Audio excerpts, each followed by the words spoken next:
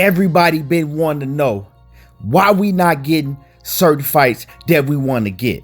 This next video right here, you're going to have a lot clearer view of what's really going on. You also going to get to figure out and find out how PBC runs their company and what their overall strategy is to take over all the boxing. Andre Berto, he told a lot without saying a lot, and I'm gonna break it down for y'all. But before we get into this next video, make sure that you subscribe to the channel if you're not already a sub, and hit that like button because it don't cost you nothing to hit the like button. So if you don't know by now, Andre Berto is the first fighter that Al Haymon ever recruited. Al Haymon and Sam Watson, right? Andre Berto has the closest relationship with Al Haymon out of all the fighters, besides Floyd Mayweather, of course. So Andre Berto has been with Al Haymon for basically Al Haymon's whole boxing career ever since Al Haymon stepped in the business of boxing. Now, Andre Berto, in this interview that he did on Fred's show, Barbershop Conversations, so if you want to check the full interview out, he tells all on how Al Haymon and the PBC work. He lets you know their plan to take over boxing, and it's basically you get down with us or you get rolled over and left behind. And I'm gonna let you hear what Andre Berto has to say about how the PBC works and the plan that Al Haymon has, and how this affects Terence Crawford's career moving forward in a mega showdown between Terence Crawford and Errol Spence. He's cold if you think about it, to be honest, man. I mean, like back in the day, it was a lot of, fighters with this promoter fight, this fighter, this promoter, but shit, but Al just, man, he really makes, he really gives a lot of these fighters an understanding of the hub that he's built, and to let them understand, how important and how lucrative just being able to compete within our bubble, and just to be able to make it prestigious enough that nothing outside of our bubble really even matters. You know what I'm saying? So I think that he has done something and created something that he wants to continue to elevate this PBC world and to eventually let all the other fighters and all these other in these other camps or on these other sides of the street really see that if they want to fight real competition, they have to go over that way. If they want that real, the real honor and the real, prestige of being a world champion, they have to go over that way as well. But I mean, we have all the competition over that way as well too. So I think it's a great strategy that he put together, and it's been working fine for him. So you heard Andre Berto. He told you everything you need to know about PBC's takeover plan and about how they do business. So now, when you wonder why we not getting some of these fights, like when you hear, well, Jamal Charlo turned down Demetrius Andrade fight to go to DAZN for a whole lot of money, or Jamal Charlo turned down Canelo Alvarez to go to DAZN, or Tank Davis turned down a big fight with Tevin Farmer to go to DAZN. Al Haymon, right? He lets his fighters know, yeah, you could go over there, but don't bite the hand that feeds you. Because when you do that, you will go against the plans that we have, and you go against our whole motto. See, what we do is we keep everything in the bubble.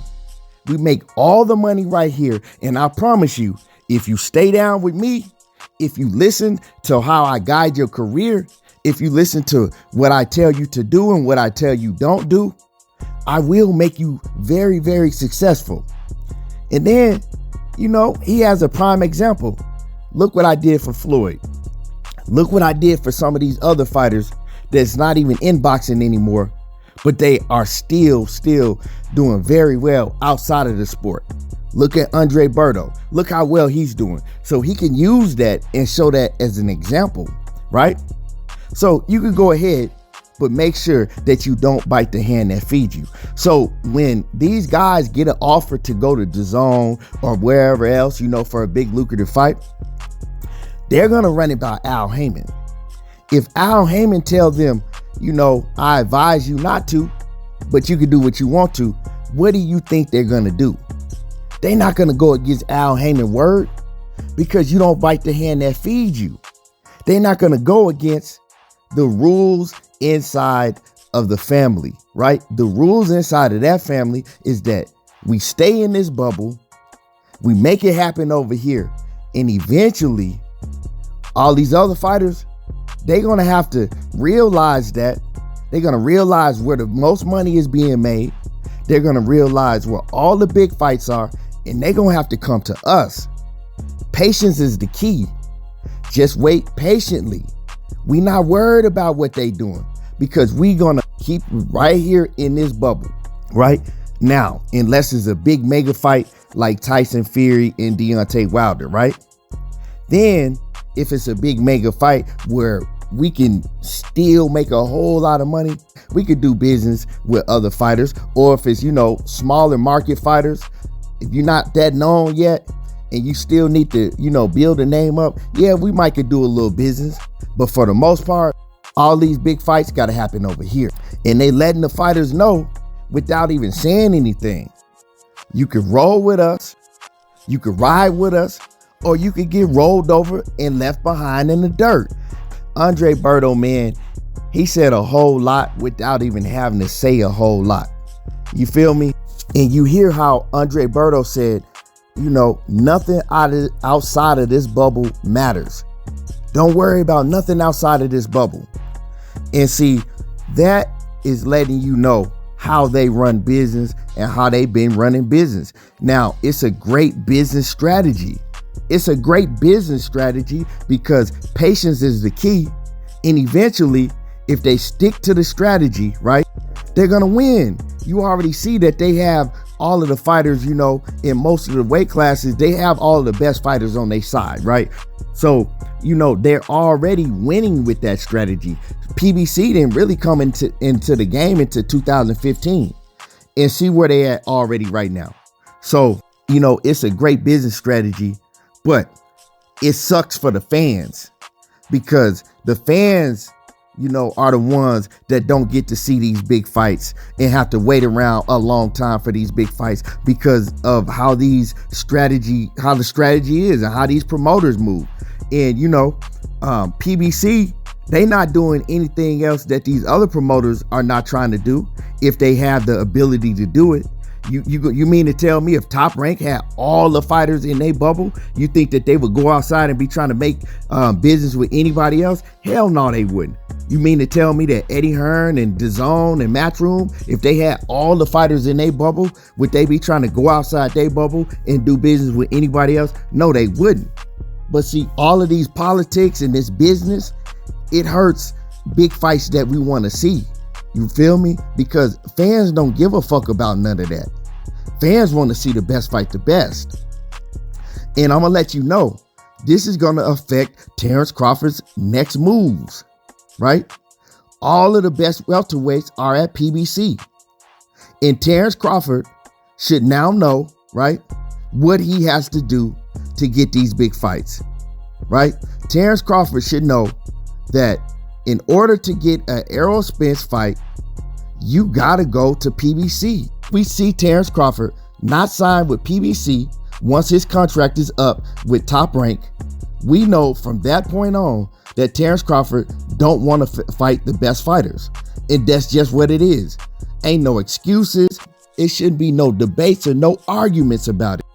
He knows that in order to have the big fights, you got to go to PBC. You feel me? Andre Berto just told you everything you needed to know about how they move in the strategy. So this is going to affect Terence Crawford, and it's going to affect a lot of other fighters in a lot of other big fights, because the PBC have a strategy and they going to stick to that strategy. You feel me? That's just how they do business. We've all speculated what's going on and how they do business, but Andre Berto, he let you know exactly what's going on, right? He let you know exactly what's going on. And Terence Crawford knows what's going on because, see, the thing is Terence Crawford, and Andre Berto are close friends. So Andre Berto been told Terence Crawford how they do business and what he needs to do to make this fight happen. So I'm looking forward to see how Terence Crawford move and how a lot of these other fighters move that claim that they want these big fights. Because, you know, Andre Berto has told it all. Now, you know, comment on this. Let me know how y'all feel about this, you know, in the comment section. Make sure that y'all hit the like button. Make sure that y'all subscribe to the channel. Until next time, there you go, talking that boxing again. I'm gone.